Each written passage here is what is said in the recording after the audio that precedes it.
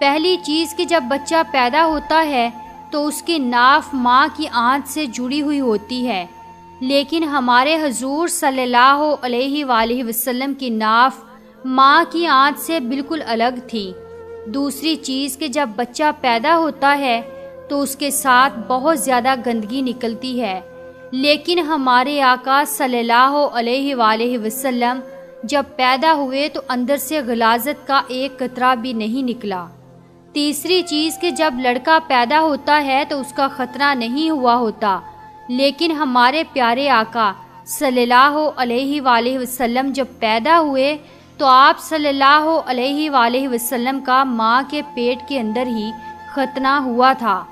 دنیا میں آپ کا ختنہ نہیں کیا گیا۔ یہ تین چیزیں دیکھ کر دائی شفا گھبرا گئی اور حضرت آمنہ رضی اللہ تعالیٰ عنہا سے کہنے لگی، اے آمنہ، میں نے اپنی ساری زندگی میں ایسا بچہ نہیں دیکھا۔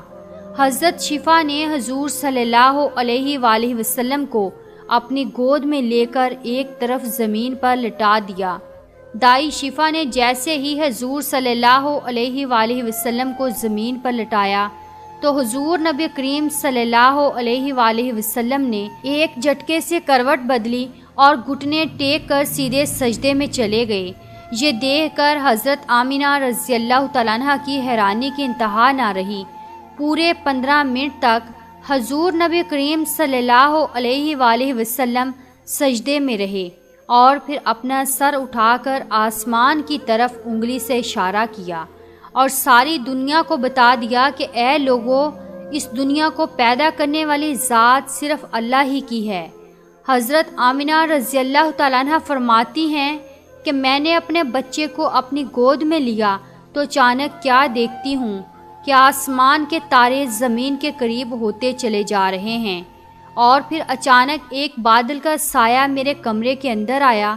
اور پھر میری گود سے میرا بچہ اس بادل کے سائے میں غائب ہو گیا۔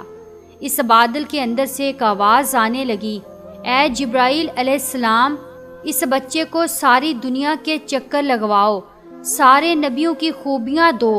یوسف کی خوبصورتی دو،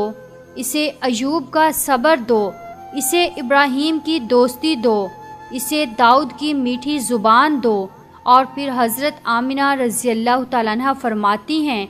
کہ تھوڑی دیر بعد وہ بادل کا سایہ ختم ہو گیا اور میں دیکھتی ہوں کہ میرا بچہ میری گود میں لیٹا ہوا تھا۔